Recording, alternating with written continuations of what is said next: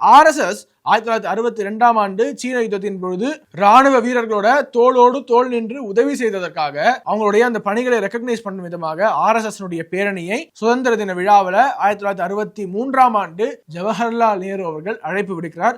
RSS ஸ்வயம் சேவகர்கள் 1963ஆம் ஆண்டு நடந்த குடியரசு தின பேரணியிலே கலந்திருக்காங்க. இப்போ ஏதோ மோடி அவர்கள் சுதந்திர தின உரையில பேசிட்டாரு அப்படின்னு பொங்குறீங்களே, அன்றே நீங்க கண்டனம் தெரிவிக்கணும்னா முதல்ல நேருவுக்கு, உங்க கூட்டணி கட்சியில் இருக்கிற நேருவுக்கு ஜவஹர்லால் நேருவை கண்டிக்கிறேன் என்று இப்ப பேச ஆரம்பிங்க. அப்புறமா நீங்க RSS பத்தி பேசலாம். ஏன்னா RSS ஒர்க்கை நேரு ரெக்கக்னைஸ் பண்ணியிருக்காரு. நீங்க ரெக்கக்னைஸ் பண்ணாவிட்டால் பரவாயில்லை. உங்களுடைய கொள்கை என்ன அப்படிங்கிறது உலகத்துக்கே தெரியும். அடுத்த கம்யூனிஸ்டுகள், இவங்க எப்பேற்பட்டவங்க தெரியும்ல. கம்யூனிஸ்டுகள் நேத்தி கூட இந்திய தேசிய கொடியை தலைகீழாக ஏத்தினவங்க.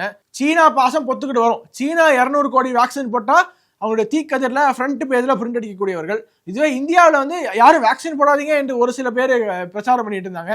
இந்தியா வேக்சின்ல 200 கோடி டோஸ் போட்டா அதை பத்தி வாயா திறக்காதவங்க.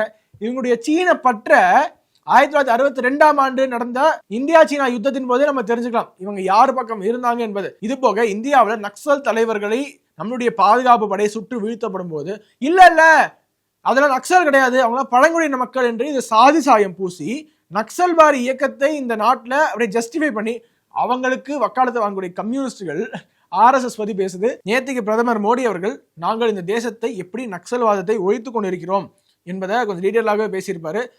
அந்த நக்சல்ஸோட சேர்த்து கொஞ்சம் கொஞ்சமாக இங்க கம்யூனிஸ்டுகளும் வீழ தொடங்கிட்டாங்க. எங்க மைக்ரோஸ்கோப் வச்சு பார்த்தா கூட இந்த தேசத்துல கம்யூனிஸ்டுகள் எங்க இருக்காங்கன்னு தெரியல. கேரளாவில் 2 டீ கடையில் இருக்கீங்களே தவிர அதை தாண்டி இந்த நாடு முழுக்க கம்யூனிஸ்டுகள் துடைத்து எரியப்பட்டிருக்கீங்க. ஸோ இந்த நாட்டில் மிகப்பெரிய ஒரு NGOவா, இன்னும் சொல்லப்போனால் வேர்ல்ட்ஸ் லார்ஜஸ்ட் NGOவா இருக்கக்கூடிய RSS பற்றி உங்களுக்கு வயிறு எரியதானே செய்யும்.